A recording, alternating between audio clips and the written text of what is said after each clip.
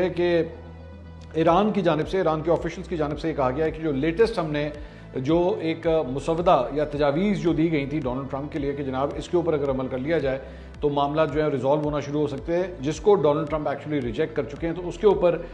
Iran के officials की जानिब से कहा गया है कि जनाब अगर डोनाल्ड ट्रंप एक्चुअली इसके ऊपर अमल कर लेते तो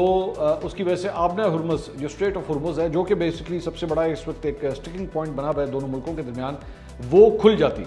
लेकिन डोनाल्ड ट्रंप ने जो है वो इसे रिजेक्ट कर दिया। इस तजवीज़ के तहत आबना हुर्मुज़ में शिपिंग जो है वो बहाल की जाएगी और ईरान पर अमरीकी नाकाबंदी ख़त्म की जाएगी, जबकि ईरान के जौहरी प्रोग्राम पर मुज़ाकरात को बाद के मरहले के लिए जो है वो मौखर कर दिया जाएगा। ये तजवीज़ जो है वो बेसिकली ईरान की जानिब से दी गई है। और अमेरिका और इजराइल की जानिब से ईरान पर बमबारी मुहिम मुअत्तल किए हुए अब 4 हफ्ते जो है वो गुजर चुके हैं, लेकिन अभी तक कोई मुआहदा नहीं हो सका है जो इस जंग को ख़त्म कर सके।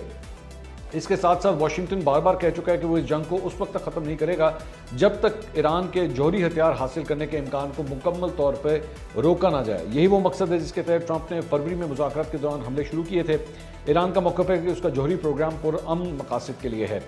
इसके साथ साथ एक सीनियर ईरानी अहदेदार ने बताया कि तेहरान का मानना है कि उसकी ताज़ा तजवीज़, जिसमें जौहरी मुज़ाकरात को बाद के मरहले तक मौखर किया गया है, एक अहम तब्दीली है जो मुआहदे को मुमकिन बनाने के लिए की गई है।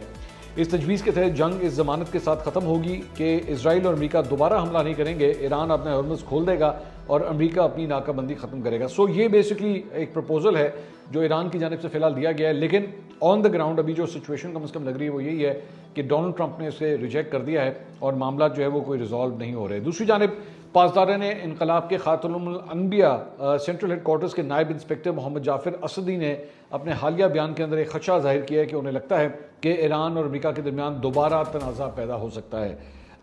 उनका कहना है कि शवाहिद ये भी जाहिर करते हैं कि अमेरिका किसी वादे या मुआहदे का पाबंद नहीं रहता। उनके मुताबिक अमेरिकी हुकाम के इक़दाम और बयानात की ज़्यादातर नौयत मीडिया से मुतल्लिक है, जिनका मकसद